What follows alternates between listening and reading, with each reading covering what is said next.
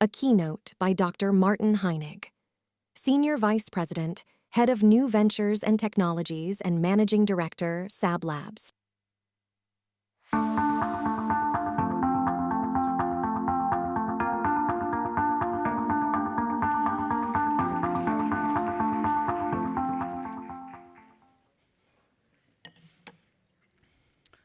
So, hello everyone, and a warm welcome from my side. So, I'm Martin Heinig. I'm based in Germany, in Berlin, and I work for SAP, which is a global software company for business software. And I'm heading a department that is called New Ventures and Technologies. And what we do is we look into the opportunities of new technologies and try to apply them in an SAP business context. And today, I want to talk about business with GenAI. And probably there's no better place to talk about it than right here in this fantastic location. So thank you for the invite. So please have a look at this artwork. So probably some of you have already seen and experienced it, because what you see here on the slide is not a picture, it's actually a giant GenAI data sculpture. And this data sculpture is literally alive. And it's really fascinating when you look at it, because the way how it was created was by taking around 300 million of photographs of nature and then fed it into a GenAI algorithm. And so everything what you see here, all these shapes and pixels and forms and so on, they're not real. They all only exist in the mind of a machine. And when I first saw this, it was 3 weeks ago, actually, in New York, where I also met the artist, which is Refik Anadol. So he's from Turkey, now living in Los Angeles. And this is part of a bigger project that he calls Machine Hallucinations, and this work is called Nature Dreams. What a beautiful name, I think. And I had the chance to talk to him, and what he wants to do is, he says, I want the machine to dream, to hallucinate. And this is very interesting, because when you think from a business perspective, that's exactly what we, for example, from SAP want to avoid. So the machine should not hallucinate. But what we can do is we can at least dream. And we can think and dream about a future that we want to live in, that we want to be part of. And I would say this is especially important if there is a very disruptive technology on the rise. A technology that can bring intelligence or life to things, as we have just seen it. A technology that completely reshapes the machine-human interaction. A technology that mimics humans, us, in a way we have never seen before. And this technology is, at the same time, very fascinating, but also maybe even a bit frightening. And you have seen it and also heard it, that even experts are thinking about how to control this technology. Is it controllable? Is it already too late? We never know. But nevertheless, what we should do is we should think about how to use this technology, how to adapt, how to put a governance around it. Because we already see widespread adoption.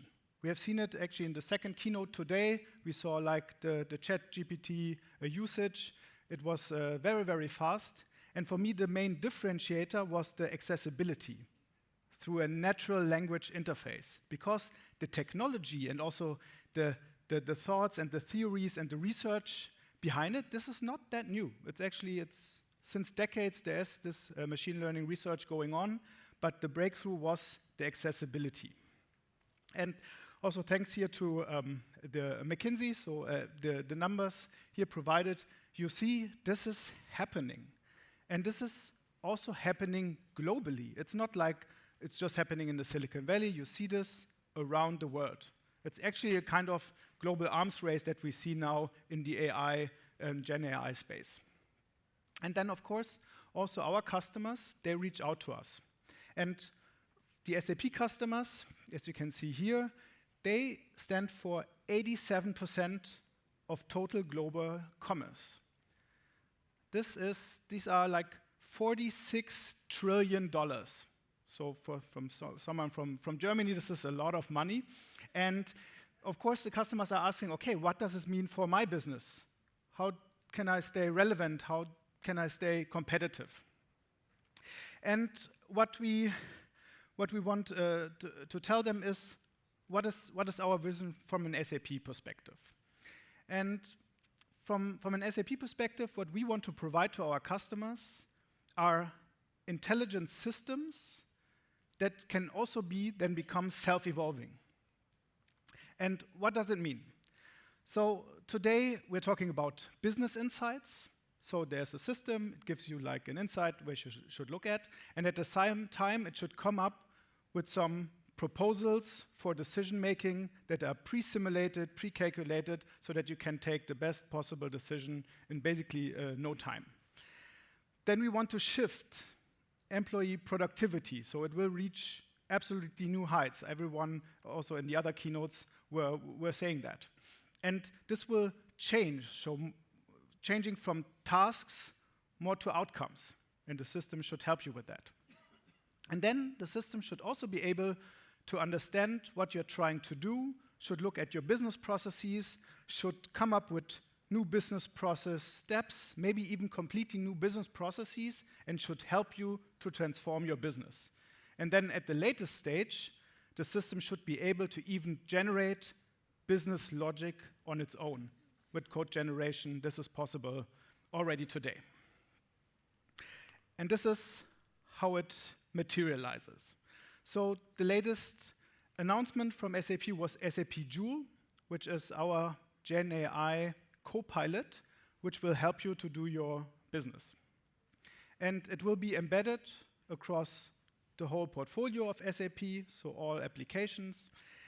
And it will then proactively give you contextualized insights, of course, SAP and non-SAP data sources. It will help you with your daily tasks. So for example, here it's about creating a job posting. It would help you to create the text for it, of course. Then it will put it in the system and put it live on your website if you want to.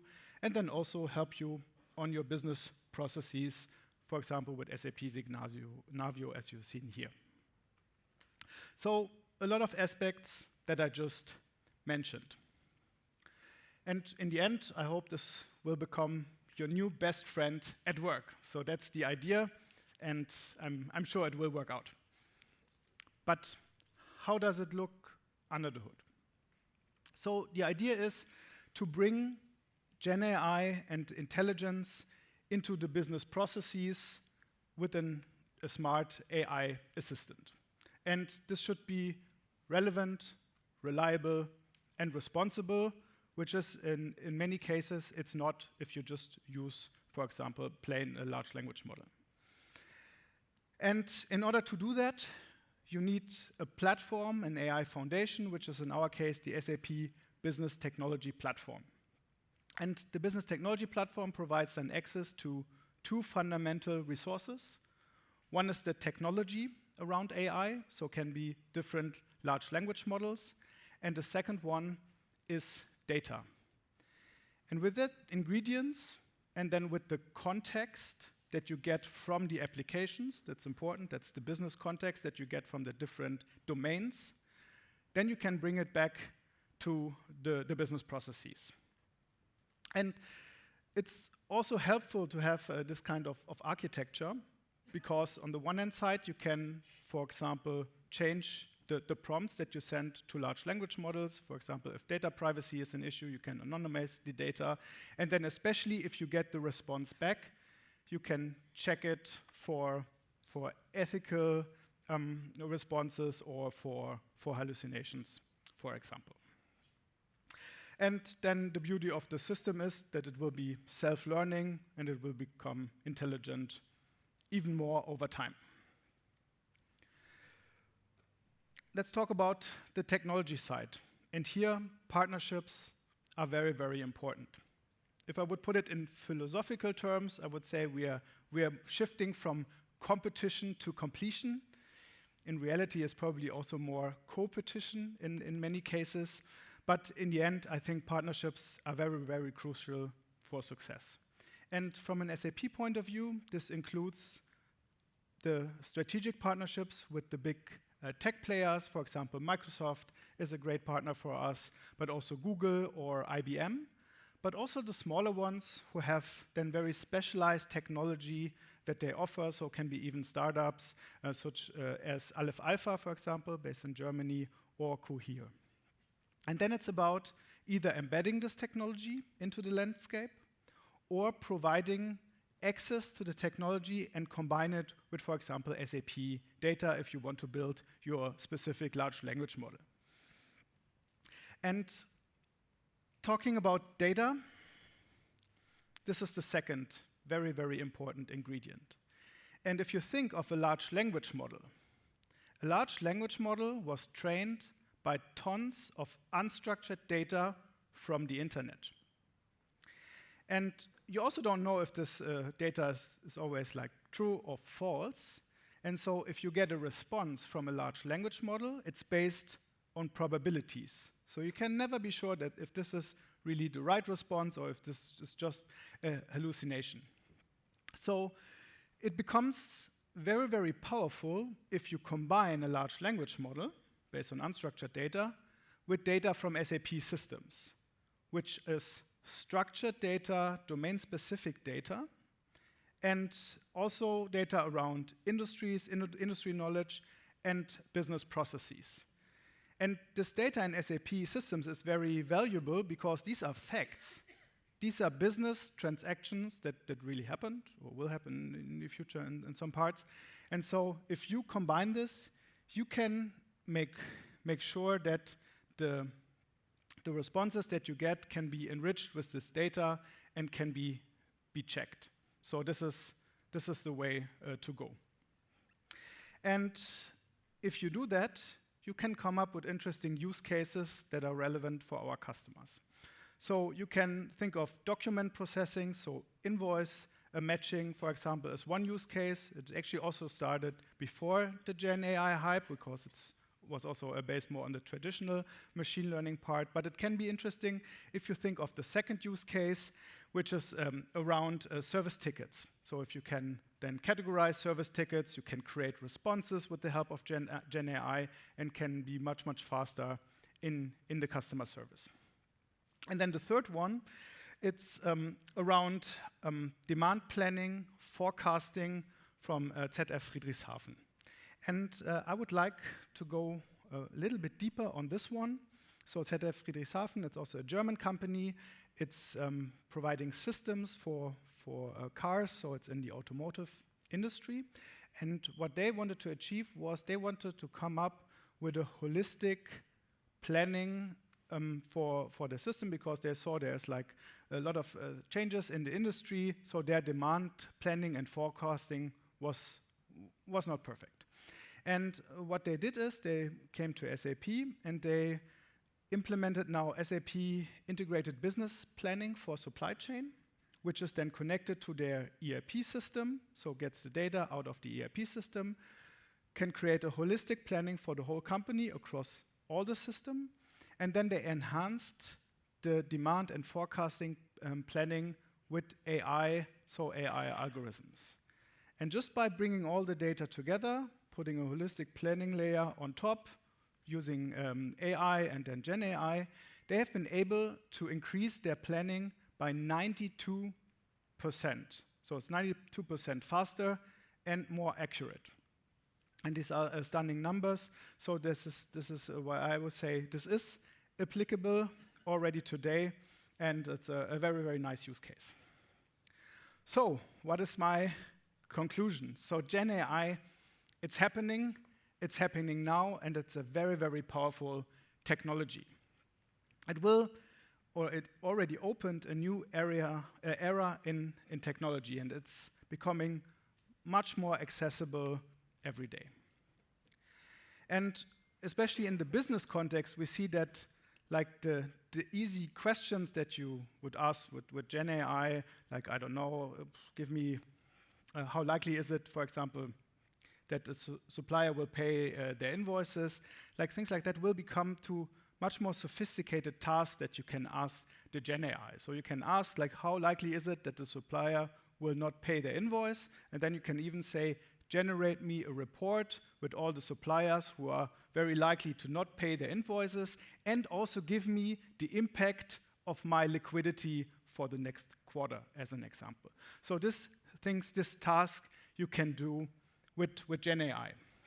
So in conclusion, for me, it's not only a fascinating technology, I think it's a good thing to have, because the problems that we are facing are becoming much more complex. And if you think of our current environment, so for me, the world seems like to be in constant crisis mode. So just look at 5 minutes in the news, and then you will see what I mean. And then I also did not talk about sustainability yet, but like all these challenges that we face, we can maybe use the technology like GenAI to overcome these. So therefore, for me, it's great to be here. So let's come together in events like this. Let's dive into the opportunities, and let's build the future together. Thank you.